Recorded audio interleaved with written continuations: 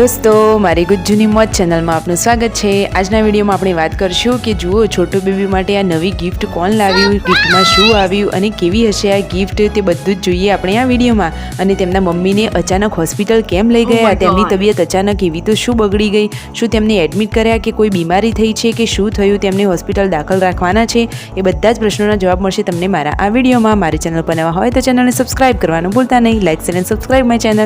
તો ચાલો દોસ્તો વિડીયોની શરૂઆત કરીએ। જુઓ છોટુ બેબીની આ રહી ગિફ્ટ, તેનું અનબોક્સિંગ થઈ રહ્યું છે। તો દોસ્તો જુઓ આ ગિફ્ટમાંથી શું નીકળે છે। મસ્ત મજાના છે છોટુ બેબીના કપડાં। વાવ, કેટલો મસ્ત કલર છે, યલો એન્ડ બ્લુ કલર, કેટલો મસ્ત કલર, મને તો આ કલર બહુ જ ગમ્યો। અને સાથે આવે છે મસ્ત મજાનો બ્લુ કલરનો રૂમાલ। જુઓ રાકેશભાઈના મમ્મી જોઈ રહ્યા છે આ છોટુ બેબીના કપડાં, તેમને પણ આ કપડાં બહુ મસ્ત ગમ્યા। છોટુ બેબીની તો કેટલા બધા કપડાં થઈ ગયા।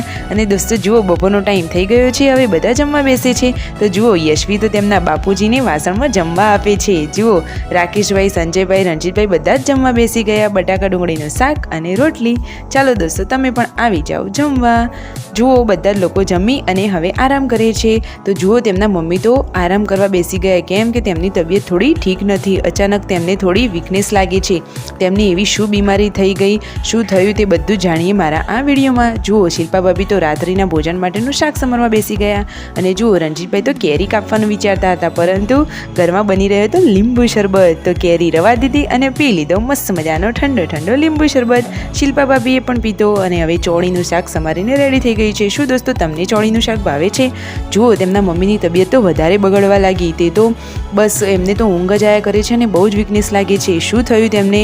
દોસ્તો જુઓ તેમના ત્રણેય દીકરાઓ તેમની કેટલી કેર કરે છે। તેમની બીમારી જોઈને ત્રણેય ફટોફટ તેમને પકડી અને ગાડીમાં બેસાડીને દવાખાને લઈ ગયા, હોસ્પિટલ ભેગા કર્યા। તો તેમને હવે ડૉક્ટર શું કહે છે, અચાનક કઈ બીમારી આવી જાય તે જુઓ આ મારા વિડીયોમાં। તો જુઓ દોસ્તો થાર ગાડીમાં તમને બેસાડી દીધા છે અને માથે પણ તેમને રૂમાલ બાંધી દીધો છે। તેમને તો માથું બહુ જ દુખતું હતું, તો હોસ્પિટલમાં જઈ અને તેમને એડમિટ કરવામાં આવ્યા। ડૉક્ટરે તો તેમને બોટલ ચડાવવાની કીધી। જુઓ દોસ્તો કેવી બીમારી આવી ગઈ, તો તેમને માથું દુખતું હતું, શરદી તાવ જેવું થોડું હતું અને થોડું પેટમાં વાયુ જેવું થયું હતું। તો હવે તેમની સારવાર કરવામાં આવી રહી છે। તો જુઓ હવે તેમને થોડું ઠીક લાગે છે, તે તો બહુ જ ચિંતા કરે છે।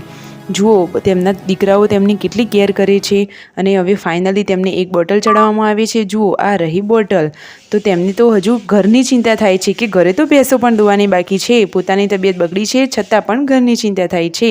આવા છે તેમના મમ્મી। તો જુઓ હવે તેમને બોટલ ચડાવી દીધી અને હવે તેઓ ચાલ્યા ઘરે। ઘરે પણ તેમને દવા આપી દીધી અને આરામ કરવાનું કહ્યું।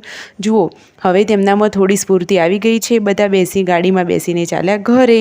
ઘરે જઈ અને સંજયભાઈને રાકેશભાઈ તો તેમની વાટ જોઈ રહ્યા હતા। હવે કિંજલબેને બનાવ્યા છે મસ્ત મજાના ઢોકળા। અરે આ તો છે ઢોકળા કે ખમણ, તમે જલ્દીથી ઓળખીને મને કોમેન્ટ કરજો, like share subscribe my channel.